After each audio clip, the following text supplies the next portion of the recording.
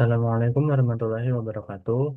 Perkenalkan, nama saya Dwi Agathia Rulidovi dengan NIM 25040200095. Di sini saya akan mempresentasikan tugas penjelasan dari etika dan sikap profesional dalam pendidikan untuk memenuhi tugas ujian tengah semester mata kuliah pengantar ilmu pendidikan dengan dosen pengampu Bapak Ahmad Farhan MPD. Jadi di sini saya akan membahas secara satu persatu apa itu etika dan apa itu profesional. Yang pertama saja akan dibahas tentang etika.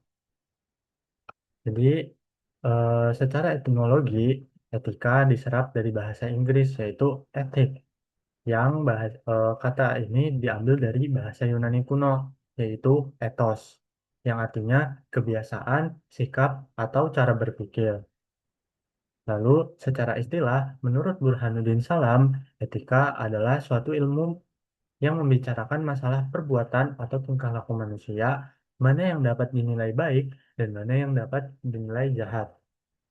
Jadi, etika adalah ilmu yang mengajarkan tentang apa yang baik dan buruk dan kewajiban moral yang menjadi pedoman perilaku manusia. Lalu, eh, etika dibagi menjadi dua macam, yaitu etika deskriptif dan etika normatif. Apa itu etika deskriptif? Etika deskriptif adalah etika yang membahas perilaku manusia secara kritis dan rasional berdasarkan fakta yang terjadi dalam kehidupan masyarakat.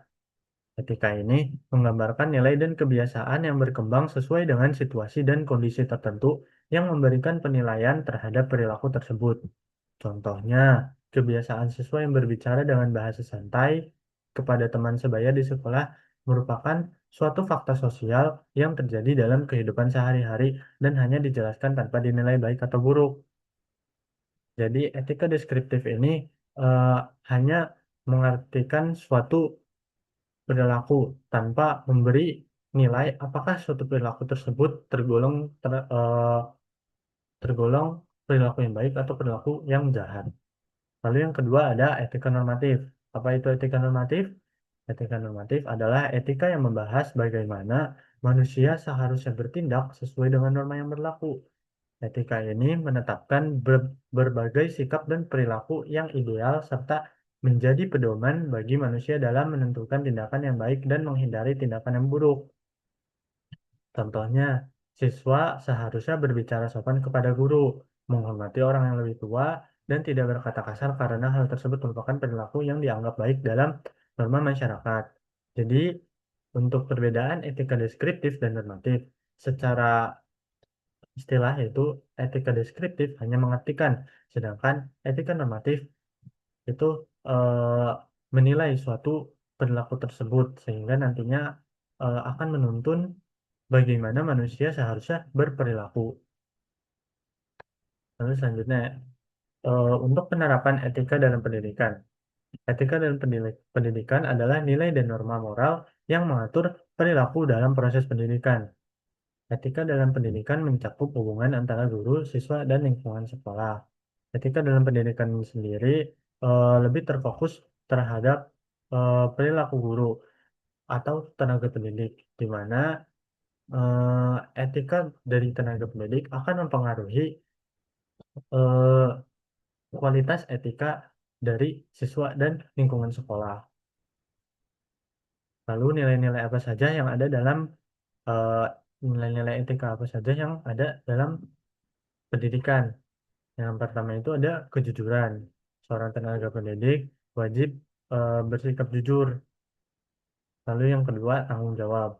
Tenaga pendidik harus mampu mengemban tanggung jawabnya sehingga nantinya tercipta kualitas pendidikan yang terintegritas. Tiga yaitu keadilan, empat empati dan toleransi, lima kedisiplinan, dan enam yaitu rasa hormat. Peran etika dalam pendidikan sendiri yaitu untuk menjaga integritas dan profesionalisme pendidik, membangun kepercayaan antara guru dan siswa, mendorong siswa untuk bertanggung jawab atas perilaku dan keputusan mereka, mengembangkan kesadaran moral siswa sejak dini, dan menciptakan suasana pembelajaran yang inklusif, dan menghargai perbedaan. Lalu tujuan etika dalam pendidikan. Yang pertama itu membentuk karakter moral peserta didik. Jadi eh, peserta didik di sekolah tidak hanya mendapatkan ilmu tentang pengetahuan secara umum, tetapi juga peserta didik perlu diajarkan ilmu tentang bagaimana mereka harus beretika dan berperilaku dalam kehidupan sehari-hari agar nantinya mereka mampu bersosialisasi dengan sesuai norma-norma yang berlaku. Lalu yang kedua adalah menanamkan nilai benar dan salah. Tiga itu menciptakan lingkungan belajar yang adil dan harmonis. Keempat yaitu menghasilkan generasi yang bertanggung jawab dan beretika. Lalu tantangan etika pendidikan. Yang pertama adalah budaya sekolah yang tidak mendukung. Jika lingkungan sekolah tersebut kurang mendukung, maka etika akan sulit diterapkan pada eh, lingkungan tersebut karena eh, lingkungan sekolah tersebut biasanya pernah menganggap bahwa sesuatu itu sudah seperti adat.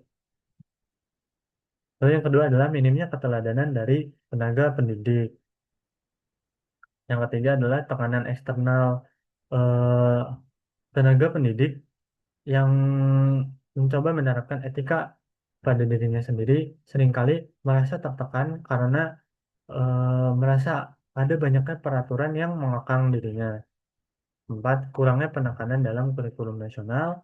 Lima adalah ketimpangan sosial dan ekonomi. Lalu selanjutnya adalah profesional.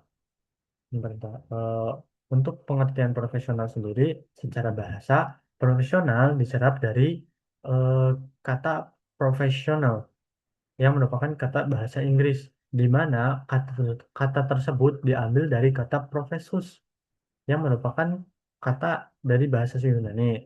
Professus artinya menyatakan atau mengakui. Lalu secara istilah, profesional adalah pengertian yang mengacu pada istilah yang berkaitan dengan profesi dan penampilan seseorang dalam melaksanakan pekerjaan resminya.